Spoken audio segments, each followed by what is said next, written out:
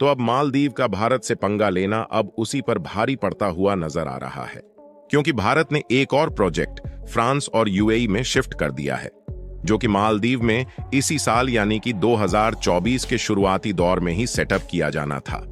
मालदीव को लग रहा था कि वह चीन से हाथ मिला लेगा तो भारत उसकी और ज्यादा इज्जत करेगा, लेकिन भारत अब यह बात अच्छे से समझ चुका है कि मालदीव से दोस्ती रखना हमारे लिए खतरा साबित हो सकता है। और मालदीव के राष्ट्रपति मोहम्मद मुइज्जू ने चीन के साथ मिलकर भारत के खिलाफ जो एग्रीमेंट किए हैं, भारत उसका दांव निकलने में कोई भी कसर नहीं छोड़ने वाला।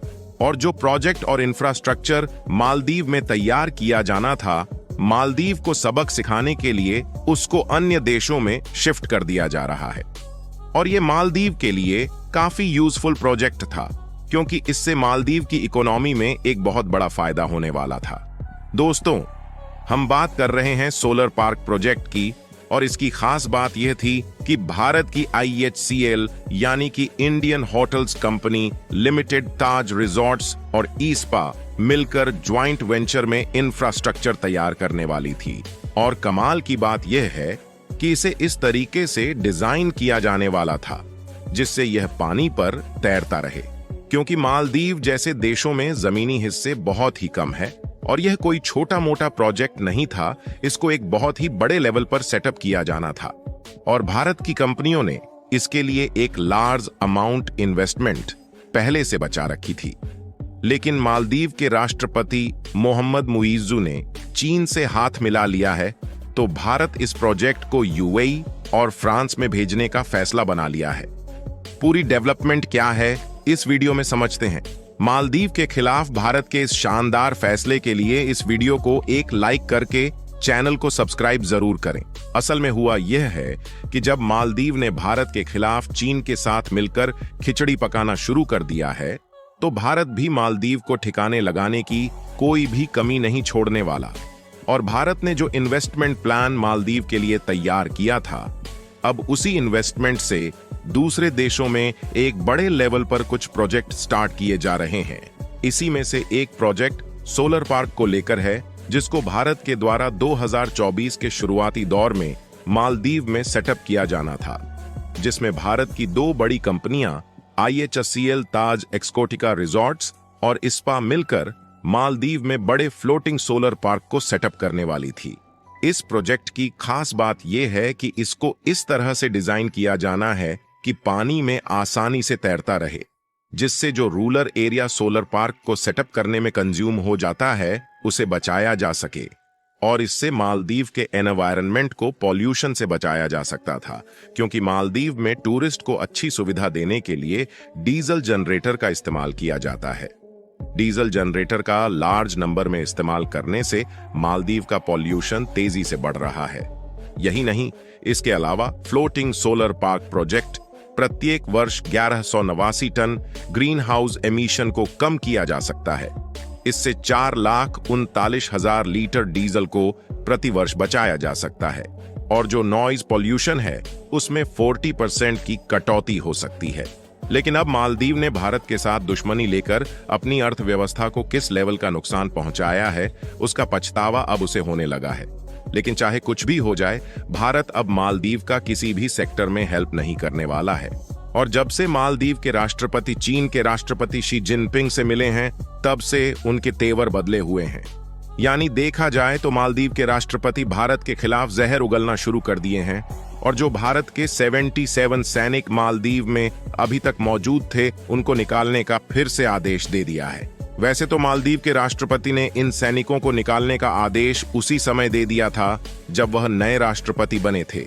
फिर भी अभी तक इसके लिए कोई समय सीमा निर्धारित नहीं की गई थी। लेकिन जब से मालदीव के राष्ट्रपति चीन के राष्ट्रपति से मिले हैं, तो उन्होंने सैनिकों को निकालने के लिए 35 दिन का समय दिया है। यानी कि भारत अब समझ चुका है कि मालदीव भारत के साथ किस तरह का बर्ताव भविष्य में रखने वाला है। और जब मालदीव छोटा सा देश होकर भारत को आंखें दिखाएगा, तो भारत भी शांत नहीं बैठने वाला है। और इसीलिए भारत भी कुछ LPG प्रोजेक्ट और रिन्यूएबल एनर्जी के इस सोलर प्रोजेक्ट को भी दूसरे देशों में शिफ्ट करने जा रहा है। अगर आप इस आर्टिकल को देखें तो मालदीव में सुबह 8 बजे से शाम 5 बजे तक हर रोज जनरेटर का इस्तेमाल किया जाता है, जिससे टूरिस्ट को अच्छी सुविधा दी जा सके। ताज एक्सकोटिका के फ्लोटिंग सोलर प्रोजेक्ट के लगाने के बाद इसे शट डाउन किया जा सकता था, लेकिन मालदीव ने जिस तरह से भारत को अपने तेवर दिखाना शुरू किया है, उससे भारत ने सूझबूझकर अपने फैसले को बदल दिया है और अब भारत की कंपनियों ने इसे ग्लोबली लेवल पर ले जाना शुरू कर दिया है और अब यूएई और फ्रांस जैसे देशों में सेटअप करने जा रही है, जिसमें यह डिसाइड किया गया है कि साल 2030 तक लगभग 1 ट्रिलियन इन्वेस्टमेंट की जाएगी। और ध्यान दिया जाए तो दुनिया में 121 ऐसे देश हैं जहां पर सोलर पार्क की बड़ी मात्रा में रिक्वायरमेंट है और यही मौका भारत को यूएई, फ्रांस और ऑस्ट्रेलिया में मिल चुका है, जहां पर ये कंपनियां अपने फ्लोटिंग सोलर पार्क को सेटअप करने वाली है। और कुछ दिनों पहले हमने एक वीडियो में बताया था कि कुछ एलपीजी प्रोजेक्ट जो कि मालदीव में सेटअप किए जाने थे, उनको भी श्रीलंका में शिफ्ट कर दिया गया है, जिसमें पुणे गैस अब उसी इंफ्रास्ट्रक्चर को मालदीव की बजाय श्रीलंका में तैयार करना शुरू कर दिया है। और देखा जाए तो इस समय श्रीलंका में एलपीजी गैस की डिमांड बहुत ज्यादा है और भारत के लिए कमाल की बात यह है कि पुणे गैस एलपीजी प्रोजेक्ट को श्रीलंका की एक कंपनी के साथ जॉइंट वेंचर में सेटअप करने वाली है। इसके अलावा भी पुणे गैस में इस प्रोजेक्ट को इंटरनेशनली अन्य देशों में भी ले जाने वाली है, क्योंकि पुणे गैस के पास नेचुरल गैस को एलपीजी में कन्वर्ट करने की एडवांस टेक्नोलॉजी मौजूद है और भारत की यह कंपनी अपनी टेक्नोलॉजी को और भी ज्यादा बढ़ाने पर फोकस कर रही है। यहां तक कि भारत में कुछ दिनों पहले ही यूएई के साथ एफटीए यानी कि फ्री ट्रेड एग्रीमेंट साइन कर लिया है और इस समय भारत को यूएई जैसे बड़े देश का फ्री ट्रेड मार्केट एक्सेस मिल चुका है, जहां पर हम अपने प्रोडक्ट को ड्यूटी फ्री इंपोर्ट और एक्सपोर्ट कर सकते हैं। देखा जाए तो एक समय चीन दुनिया का नंबर 1 सोलर प्रोड्यूसर कंट्री हुआ करता था, लेकिन भारत ने रिन्यूएबल एनर्जी में अपने आप को जिस तेजी के साथ ढालना शुरू किया है, उससे चीन भी पिछड़ने की कगार पर पहुंच चुका है और भारत ने अपने प्रोडक्ट की क्वालिटी की वजह से मिडिल ईस्ट के सभी देशों में जिस तरह से पहचान डेवलप की है, उससे भारत की कंपनियों को एक बड़ी मात्रा में प्रोजेक्ट मिलना शुरू हो चुके हैं और जो अभी तक मिडिल ईस्ट के मार्केट में चीन कब्जा किए हुए था, अब उसकी खटिया खड़ी होना शुरू हो चुकी है। एक रिपोर्ट के मुताबिक अमेरिका ने चाइनीज सोलर मॉड्यूल को अपने देश से पूरी तरह से निकाल फेंका है और उसकी जगह अब भारतीय कंपनियां लेना शुरू कर चुकी हैं। आपको बता दें कि फाइनेंशियल ईयर 2023 में इंडियन सोलर सेल्स का एक्सपोर्ट $628 मिलियन के करीब था, जबकि यह साल 2022 में केवल $54 के आसपास था। यानी कि कुल मिलाकर भारतीय सोलर कंपनी ग्लोबल मार्केट का एक्सेस तेजी के साथ लेना शुरू कर चुकी है। यानी कुल मिलाकर देखा जाए तो भारतीय कंपनी धीरे धीरे मिडिल ईस्ट के सभी देशों में फैलती चली जा रही है। आपको बता दें कि फ्लोटिंग सोलर पार्क के अलावा भी कुछ ऐसे प्रोजेक्ट हैं जिनको भारत मालदीव के बजाय दूसरे देशों में शिफ्ट करने वाला है। और भले ही चीन मालदीव की मदद करने की बात कर रहा है, लेकिन जिस तरह से भारत मदद करता था उस तरह से चीन मदद नहीं करने वाला।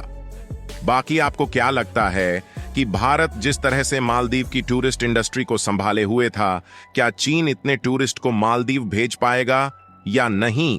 अपनी राय कमेंट में जरूर बताएं और भारत के इस शानदार कदम के लिए वीडियो को एक लाइक भी कर दीजिएगा और अपने मित्रों तक शेयर करें ताकि उन्हें भी जानकारी मिल सके।